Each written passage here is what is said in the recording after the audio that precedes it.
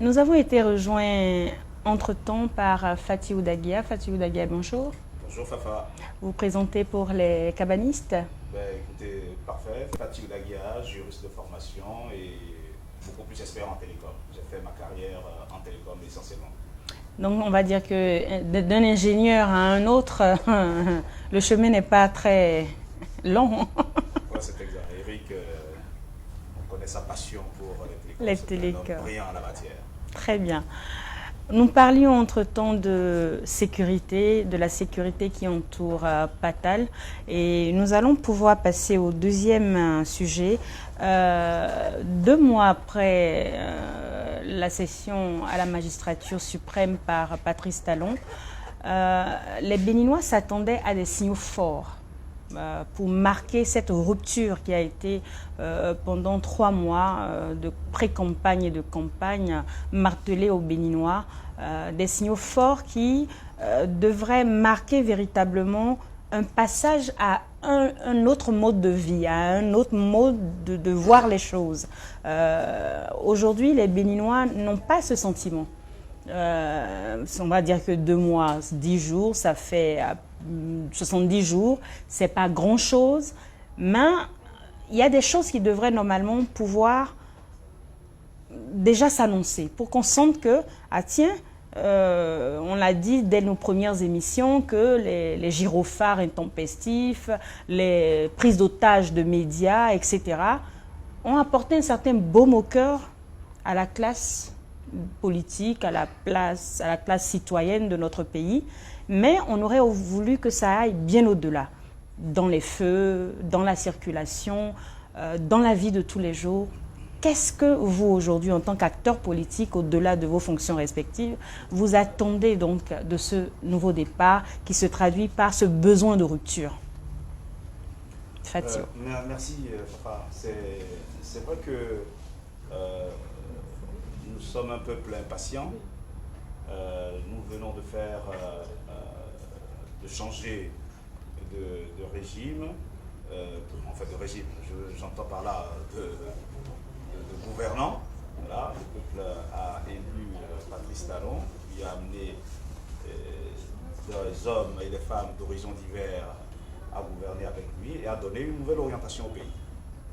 Alors, au bout de 60 à 70 jours d'exercice du pouvoir, je sais que nos concitoyens et nous-mêmes, hein, c'est normal, sommes pressés. La preuve, nous essayons encore d'enfreindre une règle non écrite des 100 jours qu'il faut prendre pour voir, parce qu'on se dit qu'en 100 jours, en fait, on doit pouvoir annoncer les grandes lignes de ce que serait un mandat. Moi, je crois que le chef de l'État et son gouvernement travaillent à fixer des choses. Nous ne sommes pas satisfaits sur certains points, c'est vrai, mais l'aspiration du peuple aujourd'hui a un peu plus de quiétude sur le plan sécuritaire, un peu plus je dirais de lubrifiant économique, hein, pour que ça aille mieux, parce que tout était asséché, avec de grandes orientations économiques et dans tous les domaines qui peuvent apporter une vie économique meilleure. Il y a des choses qui se font dans divers domaines. J'en veux pour preuve d'ailleurs, dernièrement, une décision qui date d'hier, je crois, sur la suppression des subventions de l'État au coton. Donc c'est également des choses qu'on peut commenter, mais qui auront un impact sur la vie économique. Alors, pour toutes ces choses-là, pour tous ces pans d'activité de notre pays, moi je suis convaincu qu'il y a des choses qui sont en train d'être faites, qui doivent être poursuivies et sûrement amplifiées pour que, au bout, on ait un compte positif. Parce que le bout, c'est dans 4 ans, c'est dans 5 ans.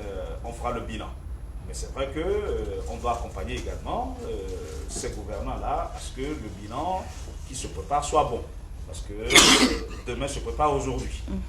Alors, ce n'est pas un blanc-seing pour eux, mais j'estime que la voie empruntée, elle rompt quand même avec les choses que nous avons vues par le passé.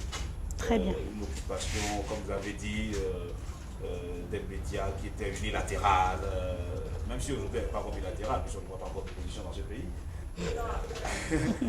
Mais c'est une façon d'éviter le culte de la personnalité. Je crois que sur ça, le président de la République, il fait quelque chose de très bien. Très bien. Aziz Gominon, 2 mois plus tard, quels sont les signaux forts qui manquent crucialement au nouveau départ selon vous? Je crois qu'il y a un bon nombre de décisions qui ont été prises en moins de 2 mois, à savoir la suppression des institutions budgétivores. On peut déjà citer le Haut Commissariat à la gouvernance centrale, celui du médiateur de la République, qui était pratiquement des bouffons. Le médiateur est toujours là? C'est toujours là. Il fait quoi encore? En fait, c'est ce qui manque en fait. Nous voulons savoir ce qui manque aujourd'hui crucialement. Quelles sont les décisions qui manquent crucialement aujourd'hui? Vous pouvez donc citer le... Les réformes constitutionnelles, voilà, moi je crois qu'à partir de tout ça, il pourra impacter sur la vie du Béninois lambda. Donc, donnons-lui encore du temps, 2 mois, c'est pas beaucoup. Jugeons-le après 1 an et on verra bien si chaque Béninois se sentira à l'aise avec ce nouveau régime. Alors, que dire en termes d'attente? Comme dirait l'autre, le roi est mort, vive le roi. On veut la mort des laquais et des anciens serviteurs. Je crois que Eric a eu le réel point. Si tout le monde veut voir Talon travailler, c'est déjà épurer l'ancienne courette. C'est déjà remettre en cause beaucoup de choses qui ont été faites de façon purement gabégique et maladroite. Parce que si on ne voit pas ce désir du gouvernement, du nouveau départ, prendre réellement un nouveau départ dans les comportements vis-à-vis de ce que c'est que la gestion de la vie économique du pays, il n'y aura aucun signal. Le Béninois peut avoir soif et avoir faim, mais la plus grande soif et la plus grande faim qu'elle a, c'est celle de justice et de justice sociale. Nous avons vécu depuis 1960 dans un système où aucune audit n'a abouti. Il n'y a que ceux qui ont refusé de manger ou qui ont mangé sans partager qu'on a mis en prison. Il y a eu la commission à Wansou en 90 qui n'a rien donné. Aujourd'hui, pendant notre première émission, je lui ai dit, j'ai eu à le dire ici, moi je veux bien voir le président Talon et son gouvernement nous clarifier ce qui s'est passé par le passé.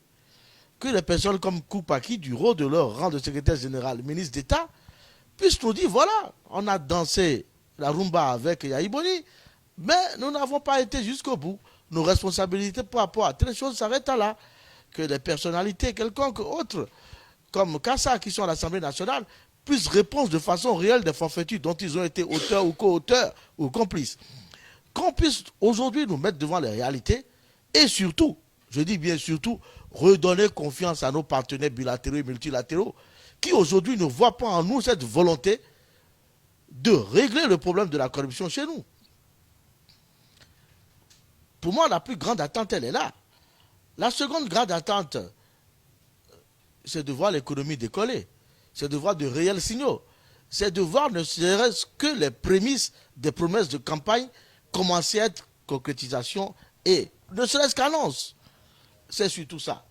Qu'on nous dise qu'on va attendre de nommer tout le monde avant de commencer à travailler. Non.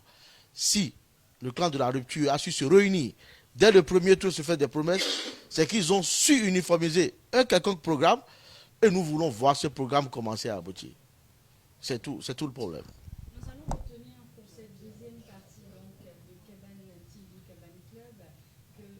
termes de signaux forts attendus par le Béninois lambda et justement qu'il ressente dans sa vie quotidienne et bien des changements majeurs par rapport à l'amélioration de sa qualité de vie. Et surtout, cette histoire de justice, de justice sociale. C'est vrai qu'il y a eu beaucoup de gabegie, beaucoup de corruption, beaucoup de détournements au cours de ces 10 dernières années. Aujourd'hui, nous amorçons un nouveau départ. Et ce nouveau départ se doit de redonner confiance à ses administrés afin que justement cette équité, ce besoin de prospérité partagée se retrouve au sein de tous les Béninois. On se retrouve dans quelques instants.